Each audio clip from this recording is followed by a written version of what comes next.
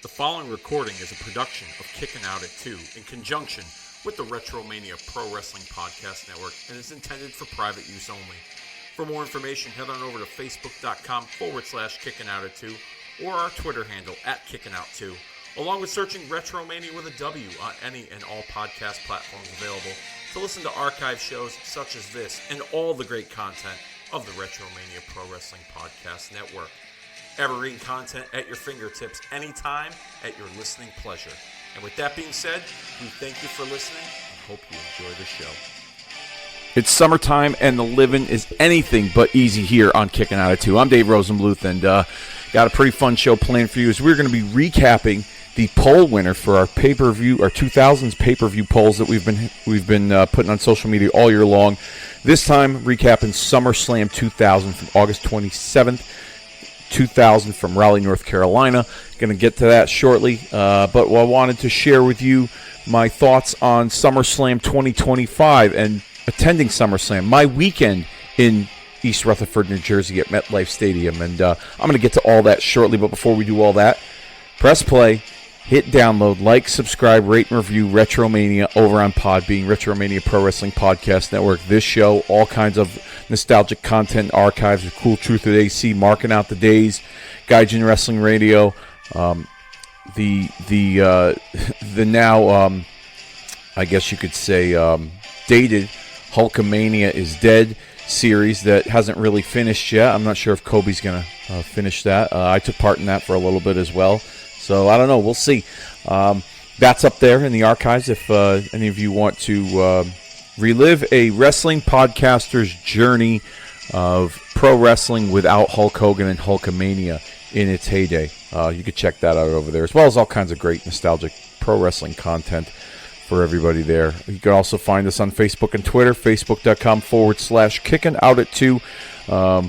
Summertime usually is not the busiest over on our social media, but I try to keep active in some way, shape, or form, and I've been active over there. You guys have been smashing it with the Hulk Hogan tributes, liking and engaging in that stuff when we post them. And our Twitter handle @KickinOut2, KICKNOUT and the number 2, which, by the way, over on our Twitter, KICKNOUT and the number 2, which, by the way, over on our Twitter, the poll winner for September next month is going to be WWF Unforgiven 2000. It had unanimously defeated WCW Fall Brawl 2000. So next month, the month of September, we're going to be recapping Unforgiven 2000 with all of you here on Kickin' Out at 2. So yeah, like, subscribe, rate, review, follow, press play, download, do all that stuff when it comes to Kickin' Out at 2 on all the provided links and everything else I just provided for you. So let's get into SummerSlam weekend from just about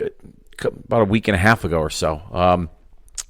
Myself and my good buddy Andrew, we attended SummerSlam both night 1 and night 2, East Rutherford, New Jersey. I will say it was a fun weekend. I had a great time. Okay, and I'll get into the matches and everything else. And as far as like what to do, what's going on in the area, there were some autograph signings, and there was a WrestleCon, I believe, at the Newark Airport, at the hotel at the Newark Airport. But the American Dream Mall, which was located right next to MetLife Stadium, had the SummerSlam Superstore. Now, I'd been to the Royal Rumble a couple of years ago in San Antonio, and they had a Superstore that was attached to the stadium, the Alamo Dome, and it was a pretty sizable space that housed all the merchandise. This here was located inside the American Dream Mall. So on Saturday when we arrived early in the afternoon, I wanted to see what they had for merchandise. I was going to pick something up for myself, something for my brothers as well. My buddy Andrew wanted to see what they had. We get inside that mall, and man, I mean, not to discredit the popularity of WWE's product right now, but the line was ridiculous. Okay, I remember walking towards some people in the line. I asked how long they waited for. One guy said about 2.5, 3, almost 3 hours. Another person said roughly around the same time. And I thought to myself, I think it was at like 3:30, 4 o'clock. And I thought to myself, you know what? I'm not going to wait in this line for 3 hours. The show's going to start at 6 p.m. local time. So we'll just get up early and we'll go to the store tomorrow morning, on Sunday morning when it opens. Walked around the mall for a little bit. It was kind of neat. They the PA system in the mall, they were playing WWE wrestlers' entrance themes. They blasted Real American a few times. You could see some people hulking up and doing the ear cup and posing as the music was playing. So anyhow, we moved on. Let's get to night one, okay? Night one, usually on these two-night shows, especially with the two-night trends for like WrestleManias and now with SummerSlam being the first two-night event, night one usually knocks it out of the park. They really set the tone. And it was just no different here for night one of SummerSlam. Roman and Jay against Bronson Reed and Braun Breaker was a really fun match to open the show. And I like the fact that a star the caliber of Roman Reigns opened the show. Jey Uso coming out and doing his entrance. To see 50,000 people or so yeeting, I thought was pretty cool. It was cool to be a part of. And then Roman's entrance was pretty spectacular as well. The match was a lot of fun. They really made Bronson Reed and Braun Breaker look like legitimate threats to Roman Reigns and Jey Uso. And it was cool to see Roman and Jay tag up in a tag team without the other Bloodline members involved because of the dynamic that Jay and Roman's characters have had in the last few years. It was a pretty special moment to see. That match, as well as the Jelly Roll match. Here's the funny thing, and this just is this is a testament to the fan base itself. Either that, or it's a testament to the fan base disliking Logan Paul. At the beginning of night one, they do the video intros where you see the athletes, the stars, coming into the arena, or they're walking in the hallways, and you have the announcers on TV just kind of previewing, what's taking place or what's going to happen later in the night. And so when Jelly Roll was shown walking through the corridor in the stadium, the crowd was booing. It was unanimous. Nobody wanted to see Jelly Roll. And then when it comes to match time, when Jelly Roll tagged up with Randy Orton against Drew McIntyre and Logan Paul, either Logan Paul is really hated by the audience, which I tend to believe to be true, or the audience is just very fickle, which is also very true these days. But they were behind Jelly Roll. And, for a celebrity, he really worked his ass off. He was training nonstop. He lost a lot of weight. This is from what Jelly Roll had said in an interview on the post show, was that he had lost so much weight that this was the weight he weighed in at match time was he hadn't weighed that since like junior high school. I mean, and that's incredible. So a testament to him as one of the celebrities that really brought it and worked hard. There's been quite a few celebrities that have done this over the years, but to see how much he's showing that he cares about making this look good. And the rumor is that he was originally he had told management that he wanted to take the pinfall loss because he didn't think it was right, or it was a cop out for the celebrity to get the win. And so Drew McIntyre, Logan Paul, they won that match. Pretty spectacular situation when Logan Paul put the point of view sunglasses on and did the frog splash off the turnbuckle to Jelly Roll through the announce table. That got a pretty strong reaction. I got pictures and videos up on social media if you want to check some of that stuff out from both night one and night two on our Facebook page, facebook.com/kickingout2. But yeah, that was pretty cool. I thought even his selling. My buddy Andrew was like, "Oh, come on, Joe! Like, this is ridiculous. Like, he's milking this way too long." But I thought, you know what? The crowd was really behind it. They were into it, and him, really playing up the drama of being hurt and possibly not being able to get back into the match to help his partner Randy Orton, I thought was pretty good. And then we get the main event for the World Heavyweight Championship, which I thought was an excellent match. Excellent. A very hard-hitting affair. Gunther kind of playing the Ivan Drago to excellent. A very hard-hitting affair. Gunther kind of playing the Ivan Drago to CM Punk's Rocky, where he's just mauling him, and just working his way on him. It was a really fun match to watch. I mean, Punk sold it real well, and when Punk got the victory, he busted open Gunther. When Punk got the victory, place exploded. And like a lot of people, everyone expected Seth Rollins to make an appearance and cash in, which he did. And I will say, I was hoping that they were going to go in a different direction. I've said this. I said this on our last show, and I'll say it again. I was kind of hoping that Seth Rollins was going to cash in on either Cody or Cena, just because of the route. Just because, not to do well, I guess to do something different. A lot of people had expected Rollins to cash in on Punk. But there were also people out there that were still curious if Rollins' injury was legit or not.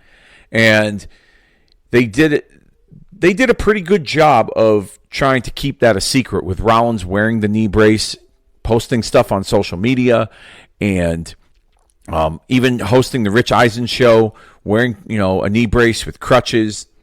I mean, they did a pretty good job hiding this, I will say. There were people that believed it. There were some that didn't. Whether I believed it or not, I was just hoping for a good outcome for the story. And Rollins said that as long as CM Punk is breathing the same air he is, he will make sure he's not World Heavyweight Champion. And he did that.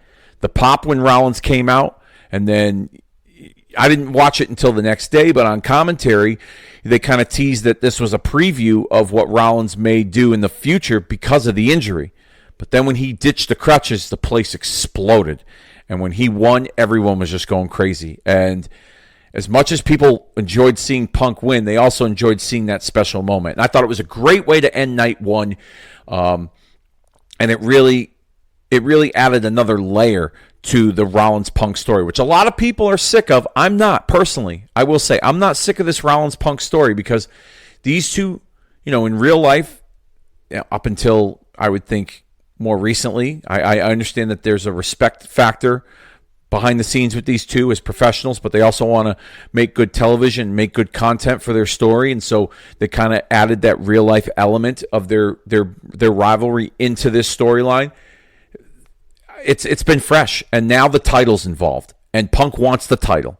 Punk wants his title back that he was robbed out of, even though Rollins legally cashed in the Money in the Bank. So leaving the stadium that night, you had the fans doing the Seth Rollins chant, and there were some people that were upset that Punk got screwed, but it was a really cool way. My buddy Andrew, who's not a big wrestling fan, he thought the show was awesome, start to finish. And I agree. I thought it was a great show. The women's tag was awesome. Even the Tiffany Stratton Jade Cargill match, which was short, but it was still good for what it was. Sami Zayn and Karrion Kross, pretty solid overall. The show, from start to finish, really set the tone for the weekend. And they ended it with a bang, with Rollins cashing in and taking it from Punk. And like I said, I'm not one of those that didn't believe he was hurt, but did believe he was hurt. Either way, it didn't really matter to me. I was kind of hoping that he wasn't hurt, and that became true. And he really wasn't hurt, and they used that, which was, I thought, a good way for them to add another layer to the Money in the Bank concept. It got some people. From what I understand, some of the talent didn't even really know. Some of them believed that he was really hurt. So regardless, it created a big moment, huge, especially on the first two-night SummerSlam. You really needed to create some special moment, and that it did with this Money in the Bank cash-in. So it looks like they're gonna do a Clash in Paris. Rollins defending the title in a four-way against Punk, LA Knight, and Jey Uso. So I'm looking forward to seeing what comes of that. Rollins with this group, with Paul Heyman. It's not setting the world on fire, but I like the name, The Vision. Rollins kind of sticking to his vision of what the WWE should be with these guys and him at the helm, and Heyman kind of directing all the traffic. So hoping to see maybe one or two more guys added to this group to add some more strength in numbers. Round it out a little bit, but if we don't get that, that's okay too. Okay, so night one in the books. Thought it was great. Really enjoyed it. On to night two. Night two opened up with a pretty fun triple threat with Rhea, Naomi, and Io Sky. But the big news coming out of night two was the pretty badass street fight between John Cena and Cody Rhodes, followed by the return of Brock Lesnar, who had been gone for roughly 2 years. Now, that's a hot button topic. I'll get to that in a minute, but let me get into what I did enjoy also on the show was TLC. These 6 teams, man, they tore the house down. And I love the nod to the Dudleys and the Hardys who were in attendance. The Hardy Pop was astronomical.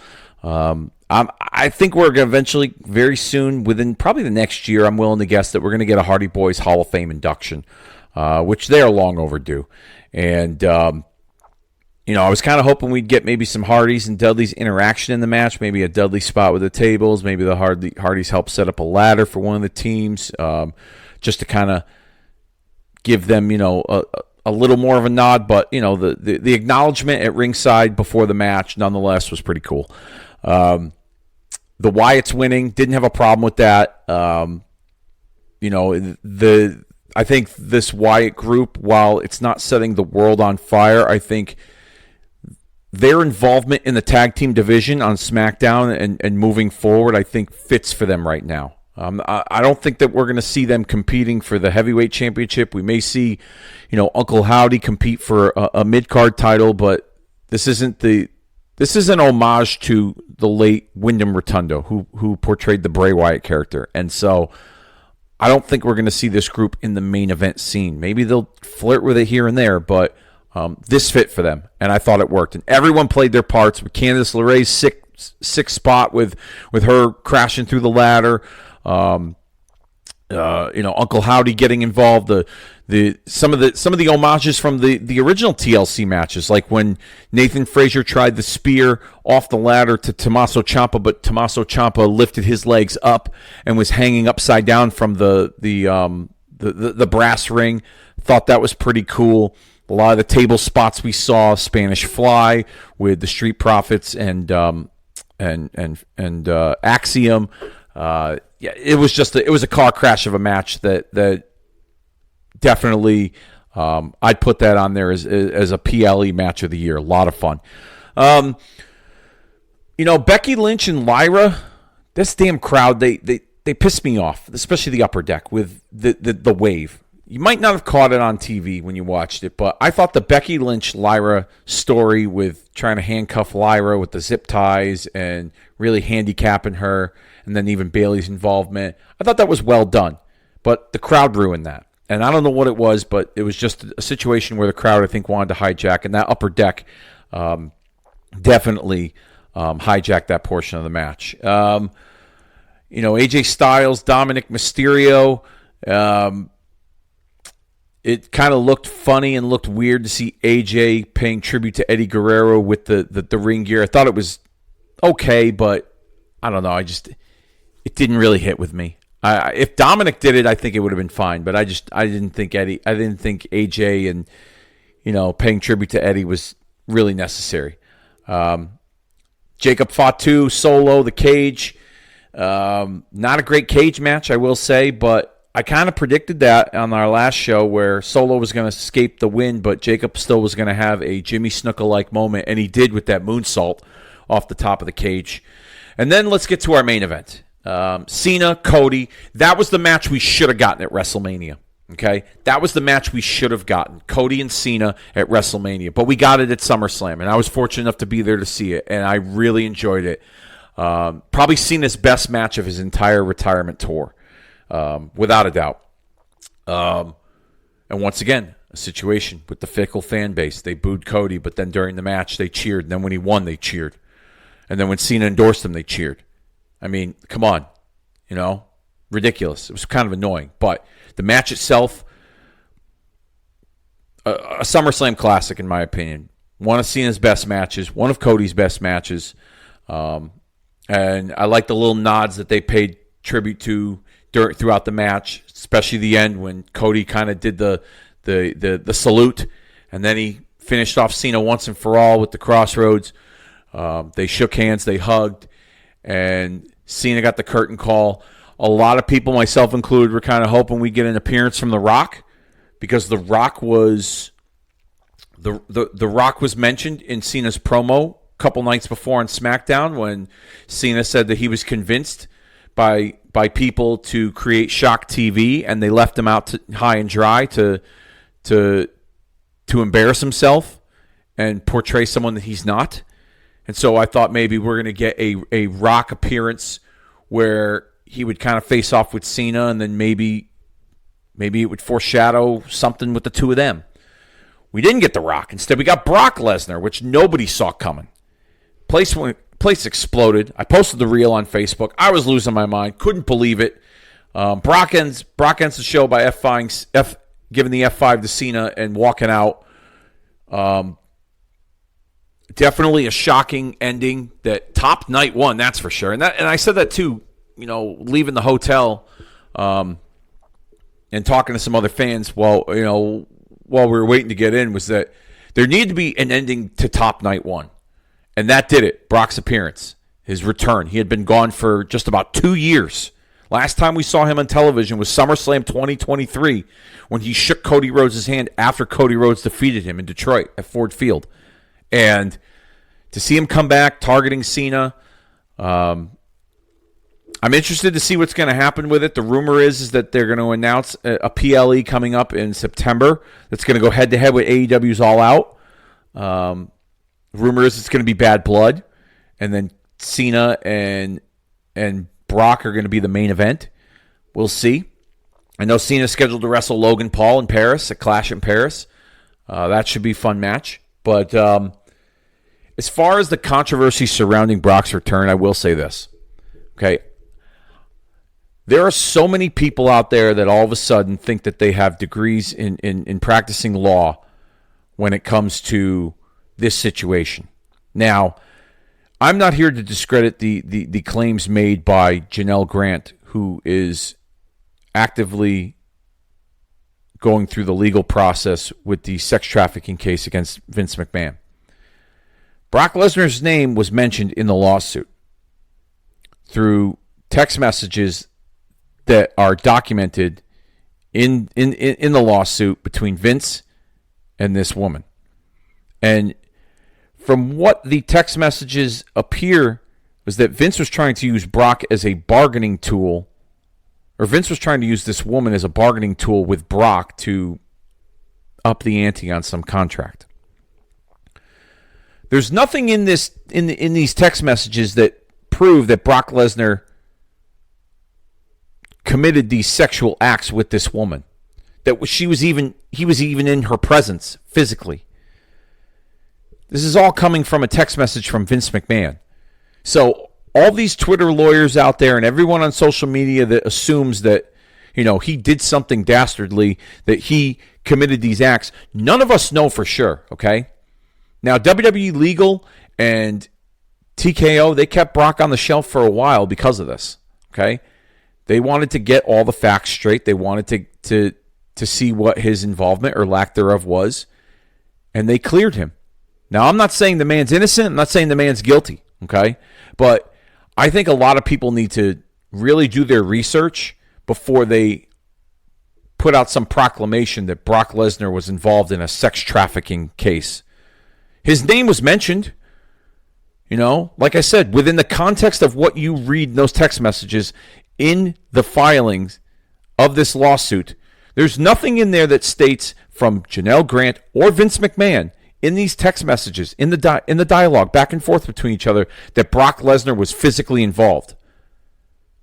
Vince, again, wanted to use this woman, according to the text message, wanted to use this woman as an object to entice Brock to sign a contract.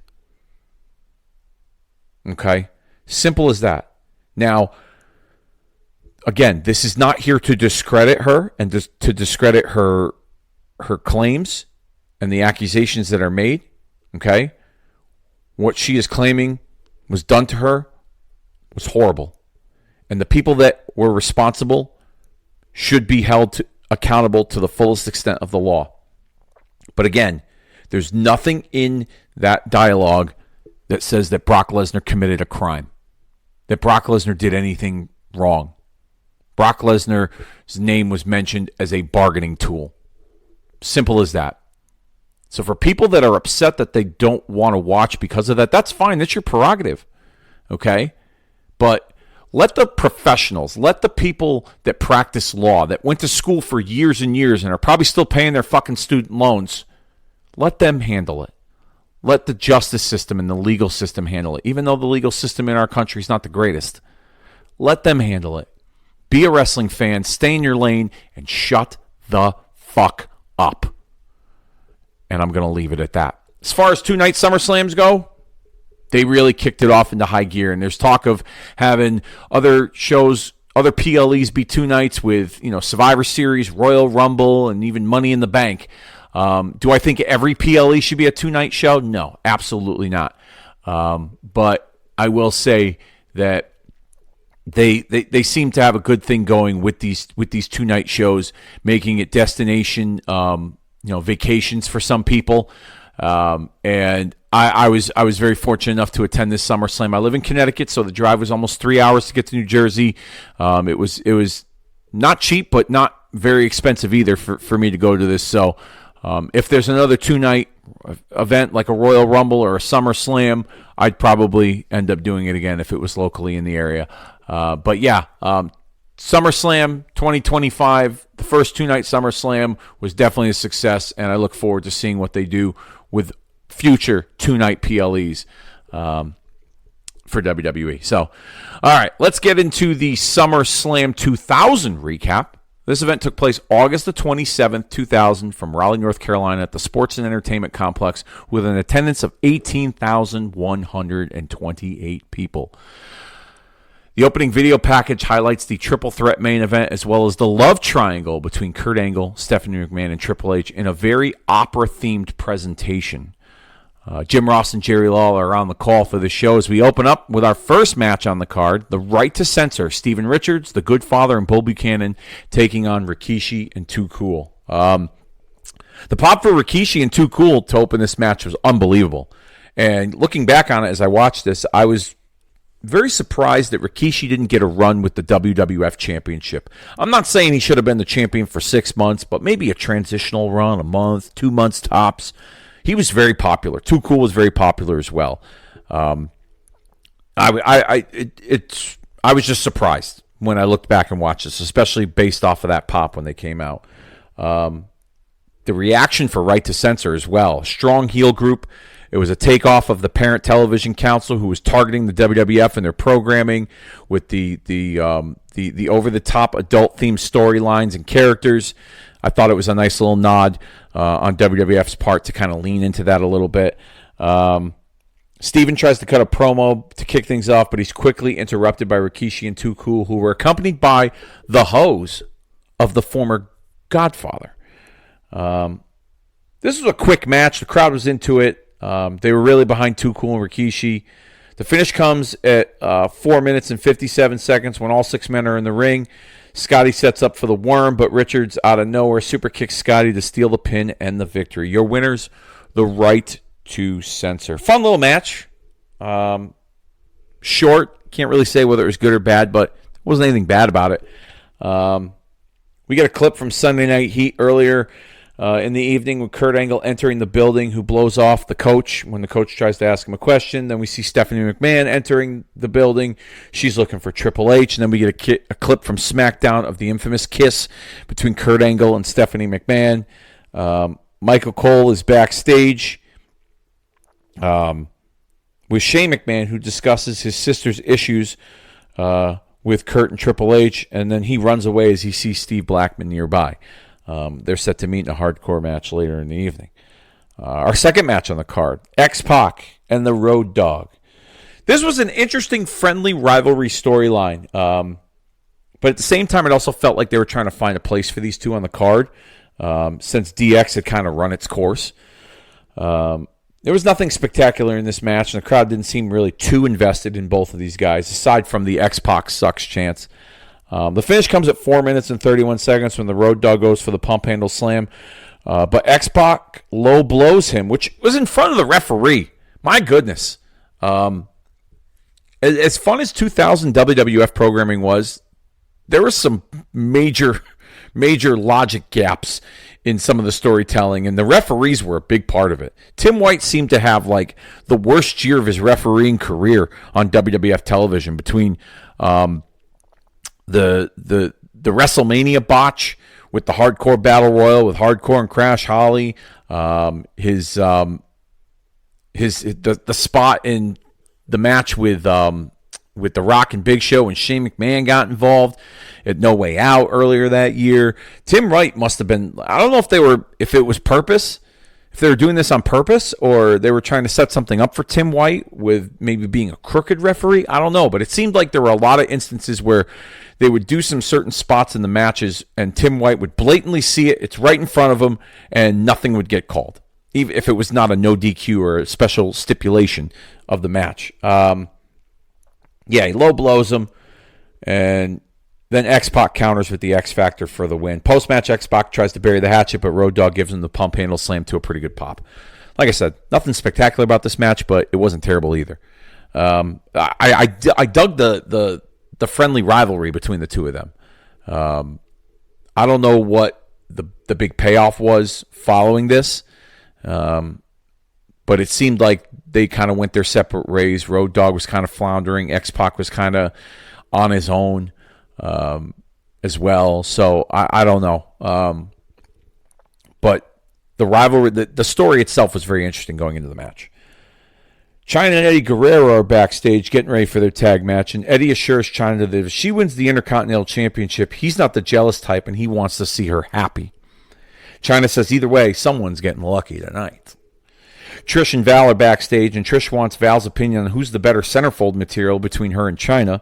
Then Val starts giving her the business about saying she should be focused on keeping his Intercontinental Championship, which leads us to our third match, Chyna and Eddie Guerrero versus Trish Stratus and Val Venus for the Intercontinental Championship in an intergender tag team match. This is an interesting set of rules. First person to score the pinfall wins the championship. And this match, I don't know. Val had gone through a makeover in recent weeks, aligning with Trish, kind of ditching the porn star persona. The guys would do the majority of the work in the match. Trish doesn't see much time in it because she doesn't really have a whole lot of in-ring experience. We get some quick tags from Eddie and Chyna working on Val, which dominated the majority of the match. We get a wardrobe malfunction at one point. Yeah, that's right, wardrobe malfunction. As Val tries to deliver a vertical suplex when Chyna's trunks snap and almost fall off. The finish comes at 7 minutes and 4 seconds when Trish finally gets tagged in, but Chyna military press slams her for the victory. And your new WWF Intercontinental Champion, Chyna. I don't know, the crowd was into it, but I wasn't. Didn't do it for me. And with the weird stipulation, it just didn't hit. I mean, this was a match that I don't remember there being a ton of buildup, but this felt like this was kind of thrown together. We get clips from the Radio WWF special from WWF New York the night before. Trish, Too Cool, Chyna, Mick Foley, their guests on the show with Michael Cole. The Rock phones in an appearance and sings SmackDown Hotel with Michael Cole. And then we get Stephanie McMahon in the makeup chair gossiping with the makeup lady about her kiss with Kurt Angle, admitting that Kurt is a good kisser. Stirring that pot there for this love triangle. Our fourth match on the card, Taz taking on Jerry the King Lawler. I thought the build-up was pretty fun for this. Taz bullying everyone until Lawler steps in after he bullies Jim Ross. Taz comes out to the ring pretending to be blind, rocking a cowboy hat and a walking cane with some sunglasses, mocks JR after the attack that took place on SmackDown, where Taz smashed a rental car window with a lead pipe with JR sitting in the front seat. Quick little match here. Taz is dominant for the most part. Crowds behind Lawler. At one point, Lawler manages to deliver a pile driver to Taz, who no-sells it, which surprised me because this was during a period of time where the WWF outlawed that move. So I was kind of surprised that they had seen it. The finish comes at 4 minutes and 21 seconds when Taz has King locked in the Tazmission submission hold with the referee knocked out. Jim Ross gets up from the announcer's table, smashes a glass candy jar over Taz's head to a huge reaction from the crowd. Easily the loudest pop of the night at that point. Lawler goes for the cover and the victory. Your winner, Jerry the King Lawler. That was a fun little match. They call that the Let Me Up portion of the show. But, yeah, it was fun. Didn't take it too seriously, but at the same time, the people were invested into it, and so I guess you had to take it seriously. Shane McMahon's backstage as he's being chased by Steve Blackman as we get to our next match for the Hardcore Championship. Shane McMahon defending the Hardcore Championship against Steve Blackman. Blackman's dominant early on with his martial arts style mixed with the WWF Hardcore division element until Test and Albert arrive. They get involved. They help Shane fight off Blackman, but eventually Blackman disposes of them and makes his way towards Shane, who climbs up the giant Titantron. Blackman follows with a kendo stick, climbing up and nailing Shane with the kendo stick several times until he falls backwards off the Tron down to the staging area. Huge holy shit chants from the crowd. The finish comes at 10 minutes and 17 seconds when Blackman delivers an elbow drop off the Tron down to Shane for the win. And your new WWF Hardcore Champion, Steve Blackman. The match was your typical WWF Hardcore match, but it's most remembered for the incredible bump Shane took off the scaffolding, off the Tron, that has been in the highlight reels ever since. Stephanie McMahon is backstage, worried that Shane is seriously hurt. Kurt Angle walks in, consoles Stephanie until Mick Foley walks in, and he starts to continue stirring the pot as he says, I think Shane fell on his kisser, alluding to the kiss that Kurt Angle and Stephanie McMahon shared on SmackDown. Our sixth match on the card, Chris Benoit versus Chris Jericho in a 2 out of 3 falls match. Now, going back and remembering some of the buildup for some of these matches, and I'll allude to it more in some of the other matches as well, this rivalry felt off and on. Benoit and Jericho had 2 pretty good matches at Backlash and Judgment Day a couple of months prior. And then they were both in respective main event matches at Fully Loaded. Jericho wrestling Triple H in that outstanding Last Man Standing match. You can find that recap in the archives. As well as Benoit challenging The Rock for the WWF Championship in the main event of that pay-per-view, which also is in the archives as well. That same archive with Triple H and Jericho. Find that in the archives over on Podbean, Fully Loaded 2000. So to kind of see them go back to this, I mean, it wasn't terrible, but I just thought this was kind of thrown together. Looking back on it, I think some of the SummerSlam plans had to be altered a little bit due to the rumored Big Show Shane McMahon versus Undertaker and Kane match that eventually changed some things up when they took Big Show off television. And I think this match was also a victim of those circumstances too. Because I don't know. It felt like to me, following Fully Loaded, that the Triple H Jericho rivalry wasn't over. Maybe we were going to get a rematch with the two of them. Maybe a Hell in the Cell, or maybe something to put some finality. But at the same time, what we got with the Love Triangle still worked, and people were still into it too. I know. I just felt like Jericho Benoit was forced, but still good nonetheless. Not their best match, but it wasn't bad. The first fall comes when Benoit submits Jericho to the crippled crossface, giving Benoit the 1-0 advantage. Benoit would continue to work on Jericho's shoulder following the first fall until the second fall comes when Jericho counters a German suplex into a roll-up that leads to the Walls of Jericho submission with Benoit tapping out. Jericho wins the second fall, and now they're tied at 1 apiece. We get a pretty cool top rope Super Hurricane Rana from Jericho to Benoit in the match, and then the final fall comes at 13 minutes and 1 second when Benoit counters a cradle roll-up with a reversal and hooks the ropes to defeat Jericho and take the final fall. Your winner in this 2 out of 3 falls match, Chris Benoit. Not a bad match, like I said. Not their best stuff. Still fun, but not their best stuff. We see Triple H arriving backstage as they show the clip of Angle kissing Stephanie yet again from SmackDown. And our 7th match on the card, the match of the night, TLC for the WWF Tag Team Championships. Edge and Christian defending those titles against the Dudley Boys and the Hardy Boys. A classic car wreck that continued to solidify these teams as all-time greats. Notable moments in the match saw Jeff attempt a swanton bomb onto Bubba off the top of the ladder, and he misses, crashing through 2 tables. Edge spearing Lita on the outside with her head smacking the top of the ladder. Matt crashing through 2 tables off the ladder, and Bubba crashing through a stack of tables on the outside from Edge and Christian pushing him off the ladder. The finish comes at 15 minutes and 28 seconds when Devon and Jeff are climbing the ladder. Christian takes the ladder from both of them. They're hanging off the titles. Devon crashes down to the mat. Edge and Christian use the ladder to knock Jeff off the cables and climb the ladder to retain the Tag Team Championships. Classic. Go out of your way to watch this match. This was the blueprint for TLC matches that we eventually saw at SummerSlam 2025 with those 6 teams just a week and a half ago. Classic match. Backstage, Triple H questions Stephanie McMahon's kiss with Kurt Angle, really, really driving home the soap opera element to the story. Stephanie claims she's got no feelings for him. She doesn't know what Kurt's thinking. He took advantage of her, etc., etc. They did a really good job questioning whether Stephanie, she was really drawing that fine line. Was she into Kurt Angle? Was she into her husband Stephanie, or Triple H, excuse me? Kind of, being the lady in the middle. She did an excellent job of making you wonder, is she digging Kurt, or is she, loyal to her man, Triple H? Anyhow, 8th match on the show, the Cat with Al Snow taking on Terry Runnels with Perry Saturn in a thong stink face match. You're not missing anything with this match. If you fast forward through this, you ain't missing anything.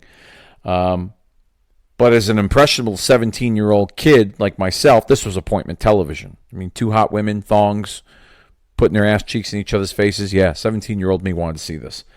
There was some funny commentary in this match. JR, as Cat goes to slam Terry Runnels, JR says, Cat got deep in that crotch with that body slam. That got me.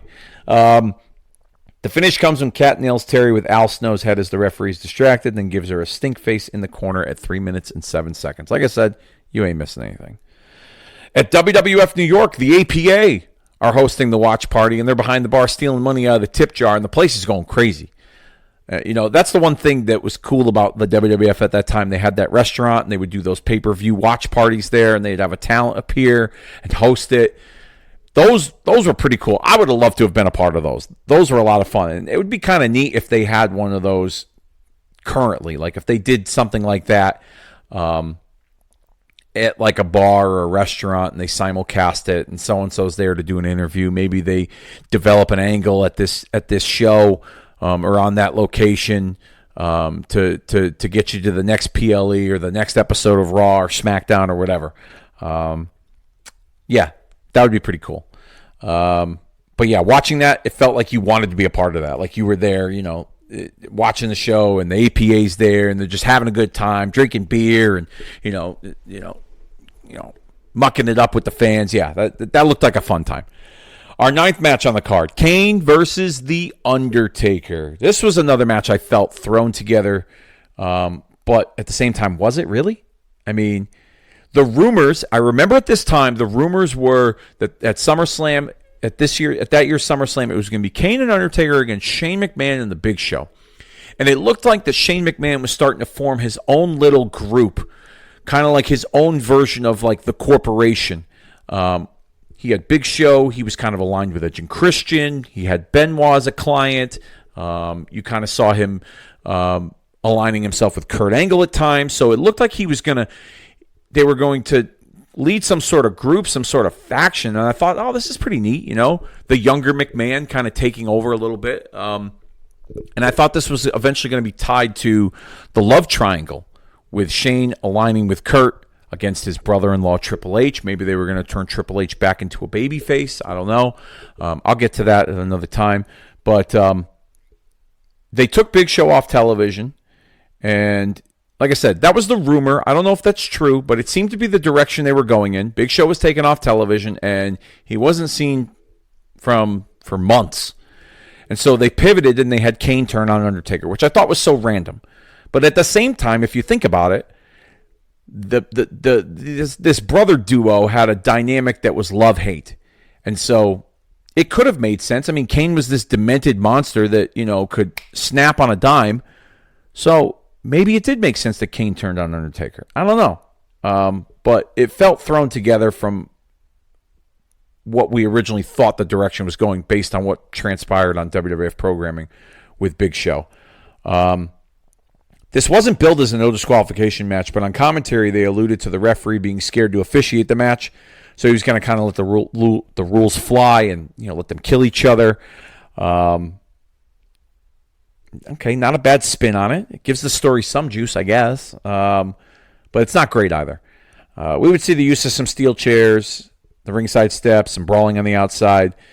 Basically, what this was in 2025 terms. Tell me this is a no disqualification match without telling me it's a no disqualification match. The match would end in like a weird no contest at 7 minutes and 33 seconds when The Undertaker took Kane's mask off and Kane left the ringside area and then Undertaker's music just started playing. Commentary notes that the match never officially started as the bell never rang. This is a dusty finish all day. Definitely not their best stuff, but like I said, the story of their characters' love-hate relationship makes it one of the most unique storylines in history, so I guess it kind of makes sense. I don't know. Anyways, we get backstage. Triple H and Stephanie are getting ready for the match when Stephanie's cell phone rings. Now, on the other end, it's Kurt Angle. Stephanie is scared, so she pretends it's her mom, Linda. Triple H asks to speak to Linda, but the phone hangs up. And, it was just another piece of this love triangle. I loved the build-up. I couldn't wait for the payoff. They were really doing a good job stringing us along with, what Stephanie's true intentions really were. Which leads us to the main event, our 10th match and final match of the evening. Triple H and Kurt Angle challenging The Rock in a triple threat match for the WWF Championship. This match is infamously known for Angle getting the concussion with the botched pedigree through the table by Triple H. He's taken out of the match via a stretcher. He comes back later to try and win the title. Triple H and The Rock worked the majority of the match on the fly. Now, it's been said over the years in other interviews and different documentaries that Kurt Angle legitimately was concussed in the match, which, judging by what you see here, it looks like he went face first and hit the floor and totally missed the table. But at the same time, he comes back and it looks like he doesn't miss a beat. I mean, it looks like he's, everything played out the way it was supposed to play out. His absence in the match, he comes back, he tries to win the title. It was fun. It was a fun match. I mean, at that time, me personally, as a 17-year-old kid, I was tired of Rock Triple H. I kind of wanted to see Jericho and Triple H continue their stuff. I wanted to see Rock and Angle in a one-on-one and a singles at SummerSlam, but we didn't get that. But it was still fun. Rock and Triple H still made it fun, and I think with the dynamic of the love triangle, it did make The Rock look second fiddle and even third wheel with the title, but at the same time, it didn't matter because the storyline was good. The people were into it. And yeah, I don't think it mattered that much. Stephanie would get involved. She'd try to help, but she'd end up eating a sledgehammer shot from not a sledgehammer shot, a right hand from Triple H after Kurt Angle had ducked, who was holding the sledgehammer. The finish comes at 20 minutes and 11 seconds when The Rock delivers a people's elbow after Angle nailed Triple H with the sledgehammer. The show ends with Kurt Angle carrying Stephanie to the back as Triple H is laid out in the ring. This was a fun show. Typical 2000s WWF pay-per-view outing, but, fun nonetheless. I could have done with maybe 2 or 3 matches not on this card, but at the same time, it didn't take away from the show. It didn't bring down the show. Go out of your way to watch SummerSlam 2000 if you're in the SummerSlam binge mood, because we're still in SummerSlam season. Even though SummerSlam ended just a week and a half ago, we're still in SummerSlam season. I mean, you can watch a lot of the old SummerSlams. I do. So go watch SummerSlam 2000. Let me know what you think. Fun show, my opinion. But you be the judge. And with that being said, it's about that time that we officially put this one down for the 3 count. Hopefully you guys are having a good summer. Continue to have a good summer. I'm going to be gone on vacation for a few weeks, but I'll be back at the end of summer. And I'll be back with more content here for all of you on Kicking Out at 2. So, putting this one down for the 3 count. And we'll see you all next time.